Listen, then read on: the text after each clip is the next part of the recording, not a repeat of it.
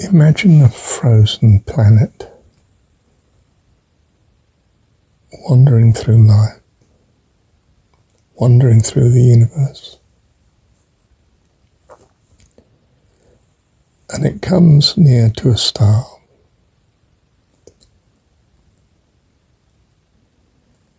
And suddenly there's light.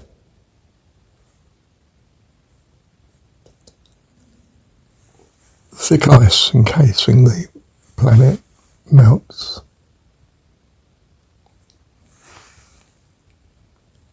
The planet's experiencing day and night.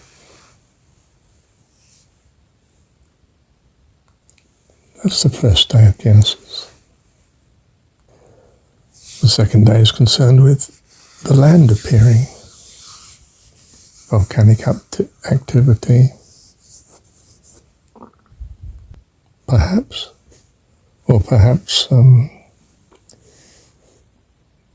uneven solid surface of the planet, appearing now the ice on top of such has melted.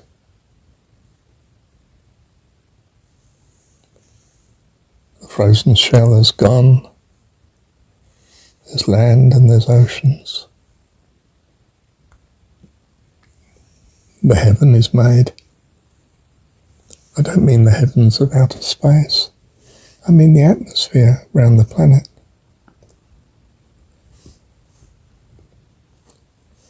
Water vapour.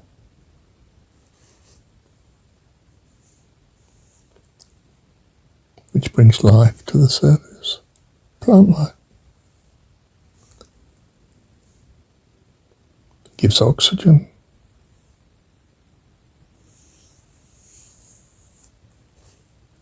Plant life is living on the carbon dioxide, perhaps from the volcanic activity. Perhaps there was carbon dioxide as an atmosphere of the planet from the beginning, from its original volcanic activity. Oh, the waters divided from the waters, the firmaments in the middle, because of course the waters above us in the form of clouds, but it's also at our feet from the point of view of the oceans and even the moisture of the land that we're on. It's as if the land is floating on the water. And the firmament, which is not the heavens, of course, not space as outer space. The heavens is the atmosphere we live in, the sky. It's a pretty thin layer on the earth, but it seems pretty thick to us. Our present atmosphere is pretty thick. From our point of view, it gets thin as you get sort of a few miles up, which of course is very thin compared to the diameter of the Earth. What's it? 8,000 miles. So the firmament, the heaven, is the work of the second day. The third day is the plants.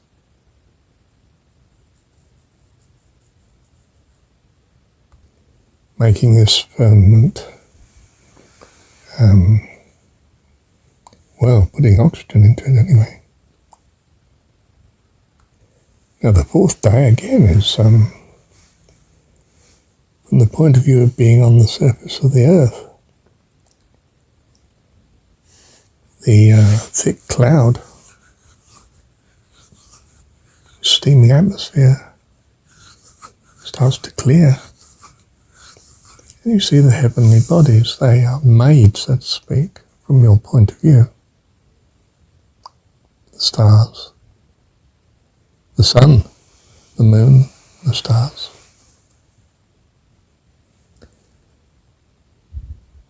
I mean, from our point of view, this mysterious light of the sun was there from the capture of the planet in an orbit around the sun.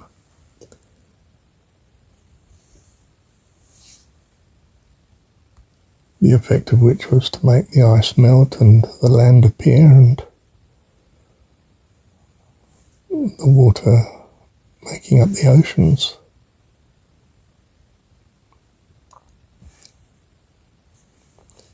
And the plants making the atmosphere.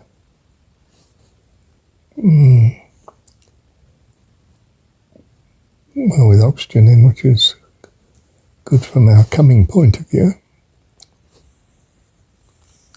And now too, the thick clouds, the dense saturated air is clearing. You can see something of the bodies of space, distinctly where the light is coming from, the sun and the moon at night, stars.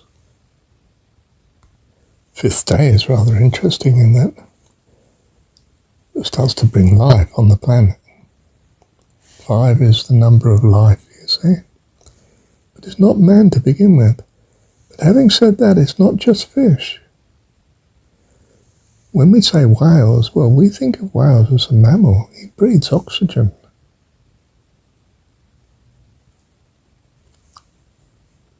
It's going to be necessary for the plants unless the volcanic activity keeps up a supply of carbon dioxide for the plants.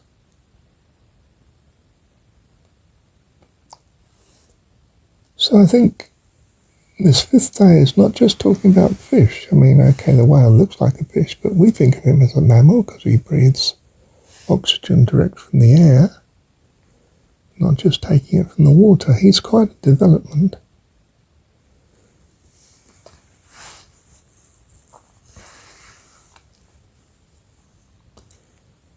But the life's in the ocean, that's the point. And things that are in the ocean we call fish.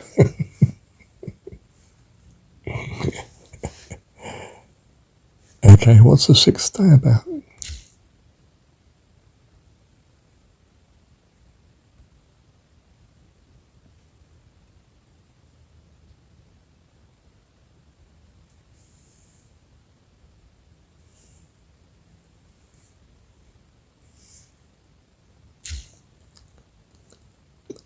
Well, it's all the land animals, isn't it?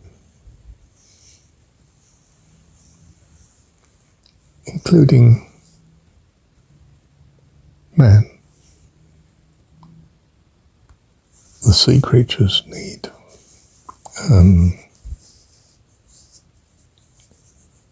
water to move in. But this fifth day did bring forth birds as well, you notice. They fly in the air. That's not what we think. We tend to think it's sea, then land, then flying. But what it's saying here is sea and flying, then land creatures on the sixth day. Isn't a bird a land creature? Yes, but he has a freedom in 3 dimensions. Land creatures have a freedom in 2 dimensions, length and breadth of the ground. A sea creature and a flying creature has 3 dimensions. He can go height freely. Doesn't have to climb up a mountain to do it, or jump into the air. He can't jump very high. He's incredibly restricted in the vertical direction. Whereas the fish in the sea are not, except when they get to the surface of the water. And the birds likewise. So the birds actually develop from sea creatures. Flying fish seem to be the link between the two. Jump out of the water Well, they don't fly very much, do they?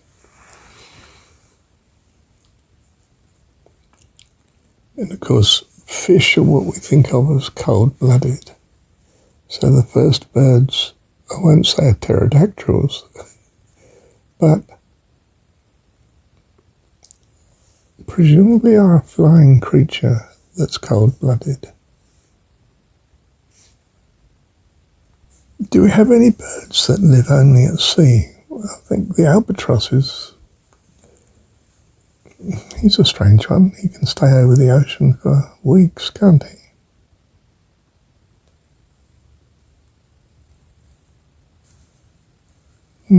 Don't know. But we had the notion that something crawled out of the sea and became a land animal. And this seems to sort of hint at something flew out of the sea and then develops into being a land animal, perhaps.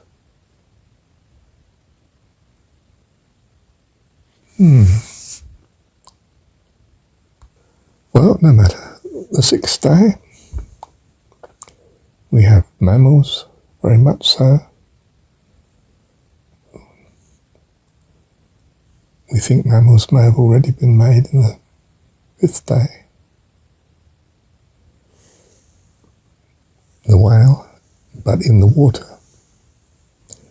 But these crawl on land. They don't fly. They can't swim because there's no water on land, not much. And we have man. And that's the completion of the sixth day. And the seventh day, God rests. And he looks upon it all and says, it's good, very good. I'm very pleased with myself. Thank you, Dad. You see, Genesis is talking about beginnings. The biggest beginning that we're starting with is this just planet that's in darkness wandering through space. How does that get there? Well, it's not telling us. How do we think it could get there? Well, planets could be the core that's left from a star that's been and gone. And all you're left with is planet's pretty hot still in the middle. But the outer crust has gone hard, cooled down. In other words, the star's fuel has been spent, and the planets were once suns. But the Earth is not now.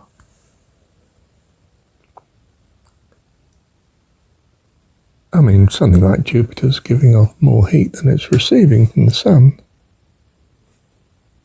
But then, of course, it's not receiving that much from the sun. It's at a great distance compared to us from the sun.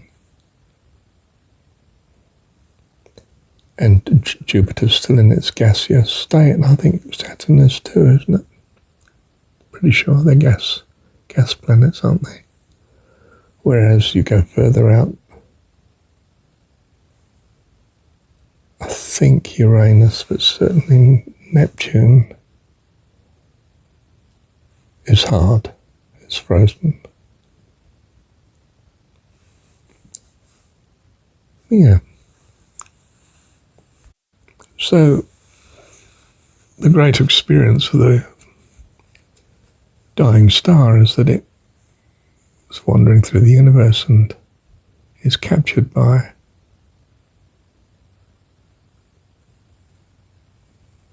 a star that's younger in its lifespan, giving out tremendous light. You can see why the earlier people worshipped the sun, can't you? I mean, without the sun, you haven't got the energy, you haven't got the power, you haven't got the light, nothing grows, you're a dead planet. When you lose the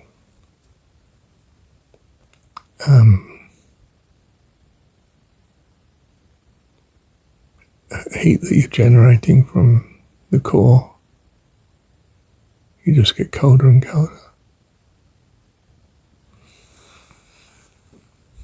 I mean, look, it's theory. We don't know. But it seems to tie up some loose ends. Of course, Genesis doesn't say how, other than God does it. And in a sense, is what counts to us. What matters to us is that we have a firmament that we can breathe in, not the infinite distance of outer space. What matters to us is oceans and land and plant life and animal life and the appearance of man.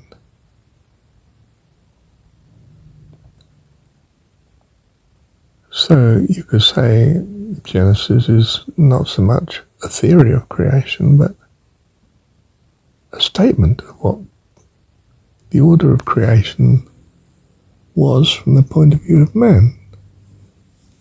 What matters to him? Well, not all the other planets and what's happening on them, or all the other stars. It's what's happening here, in his house, the planet Earth. So Genesis is a list of the happenings, not really an explanation. The explanation for the unknown is always, well, God has it. He presumably knows all. And he is the all of the creation that we're not privy to in our ignorance. This doesn't stop man having fantastic theories about how it's created, whether it's the modern science view or, gas clouds. And although we don't have an explanation as to how the matter could come into existence in the first place. And, science struggles with its boundaries, like Big Bang Theory or continuous creation, and some sort of dabbling in trying to understand subatomic theory and so on. Man's domain of interest is in what works. That which he can handle and best cope with, and his science and understanding, his theories, are to that end. There is an imposed practicality upon man. He wants to survive, and he wants to survive happily, not in pain. And his attention is therefore drawn to such as will perhaps be able to be made better in some way. Can I predict the weather? Can I know how to grow plants and food? Can I understand what food might give health and what might kill? Can I understand how to be safe from my enemies, be they wild animals or other people? Do I best shelter? How can I move about the planet more freely? The application of our mind and our interest and our theorizing is very much driven by our relationship to the environment around us and our perceived wants and needs in that context. Grand theories about how the universe came into existence. Interesting, but not crucial. Whereas knowing how not to get a crop failure, or we might really want to put our mind to that. And of course we can, because it is at first hand our experience that we're living with. Whereas the creation of the universe way back in history is, well, not much we can do anything about anyway. But some people are interested in astronomy and some are interested in history.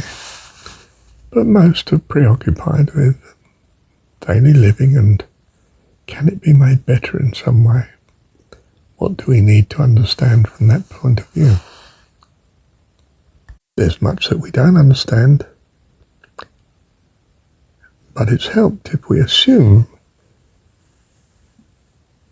that there is a totally causal world that we live in. For then we start to seek to understand what the cause is, to give us, of course, mastery over it. If we assume that something is not causal, just in the hands of the gods, and that even their character is nothing we can do anything about, well, it's a pretty frightening world. And we seem to have gained much by not thinking that, but rather by thinking that God is both benevolent to us in particular and consistent, so we can understand his ways. If he's not consistent, then we can't predict or influence his behaviour. So it's all quite rational in a way, isn't it? Not so silly as we dismiss cultures for their view of the situation that they're in as regards living and being. Thank you, Dad.